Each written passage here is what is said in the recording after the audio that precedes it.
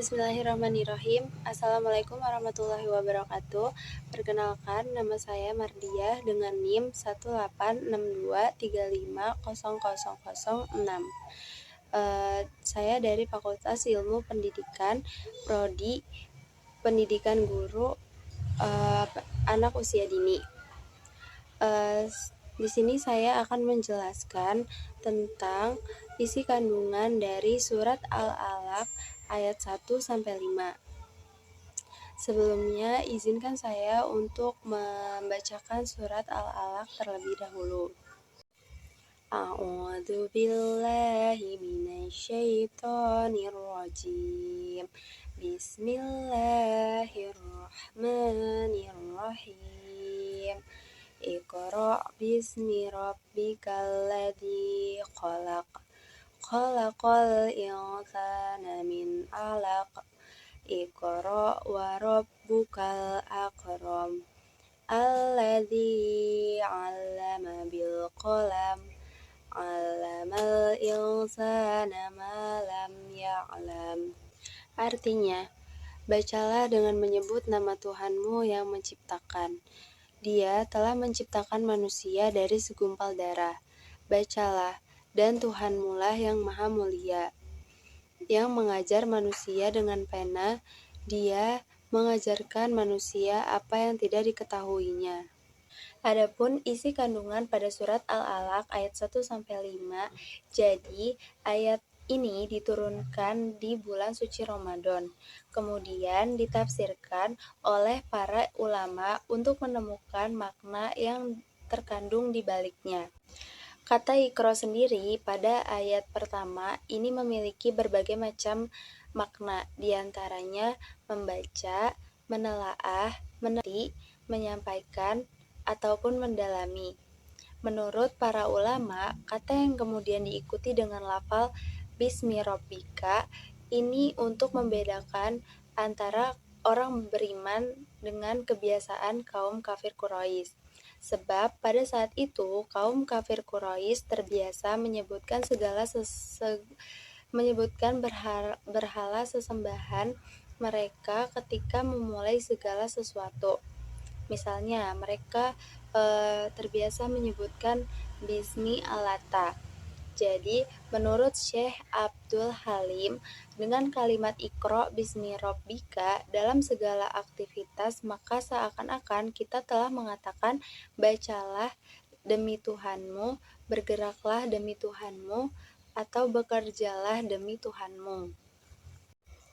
Begitupun ketika seseorang hendak berhenti dari aktivitas lalu ia melibatkan Allah, maka itu artinya seluruh aspek kehidupan seperti sujud, cara dan tujuannya semua dilakukan karena Allah Azza wa Jalla.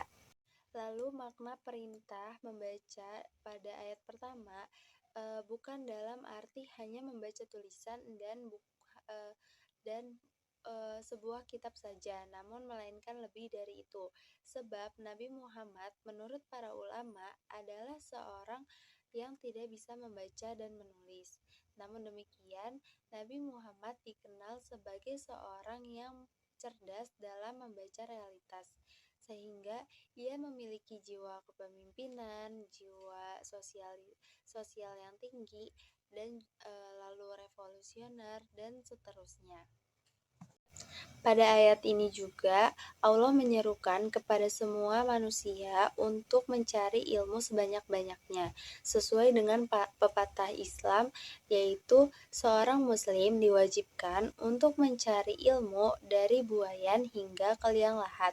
Itu artinya selama masih bernyawa, tidak ada alasan bagi muslim dan muslimah untuk bermalas-malasan mencari ilmu. Kemudian isi kandungan pada ayat kedua yang berbunyi Khalaqal insana min 'alaq. Ini menjelaskan tentang proses penciptaan manusia.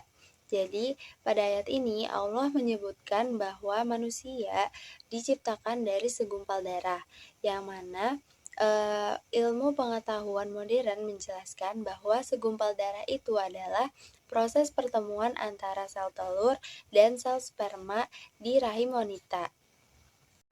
Pada ayat kedua ini, Allah juga menjelaskan bahwa manusia ini adalah sebaik-baiknya ciptaan daripada ciptaan Allah yang lainnya. Sebagaimana Allah memberikan manusia akal, perasaan, jadi manusia itu bisa berpikir dan juga mempunyai empati atau perasaan seperti bisa menolong orang lain, tidak memikirkan dirinya sendiri, dan lain sebagainya. Selanjutnya, isi kandungan pada ayat ketiga yang berbunyi Iqra wa rabbukal akram. Nah, pada ayat ini Allah juga memerintahkan manusia untuk membaca dan belajar. Karena ketika kita membaca, kita menjadi memperoleh pengetahuan serta wawasan yang luas. Dengan begitu, manusia menjadi manusia yang bijaksana, cerdas, dan memiliki pikiran yang terbuka. Sehingga ketika ada terjadinya perbedaan pendapat, itu manusia bisa lebih menerima dan tidak mudah menyalahkan orang lain. Lalu, objek untuk membaca juga sangat luas, yaitu berupa segala hal yang ada di sekeliling manusia. Kemudian, isi kandungan pada ayat keempat yang berbunyi Alladzi 'allama bil qalam. Nah, pada ayat ini berisi tentang anjuran mencari ilmu, sebagaimana Allah telah mengajarkan manusia dengan perantara kalam atau pena, sehingga manusia mampu mencatat ilmu pengetahuan yang sudah diperolehnya. Jadi, selain mempermudah mengingatnya, manusia mampu menurunkan ilmu pengetahuannya untuk generasi berikutnya, seperti para ulama dan ilmuwan yang membukukan karya-karya ilmiahnya. Jadi, peranan karya-karya ini dapat digunakan untuk pengembangan ilmu di era selanjutnya. Dan yang terakhir, isi kandungan ayat kelima yang berbunyi Allamal insana ma lam ya'lam. Dan di sini Allah menyebutkan bahwa Allah telah mengajari manusia apa yang tidak diketahuinya. Jadi sesungguhnya ilmu pengetahuan itu datangnya dari Allah Subhanahu wa Ta'ala. Mengingat manusia ketika lahir itu tidak membawa apapun, mereka juga tidak mengetahui apapun ketika mereka lahir di bumi. Dan dengan kemurahan hatinya, Allah Subhanahu wa Ta'ala mengajari manusia dengan segala macam cara.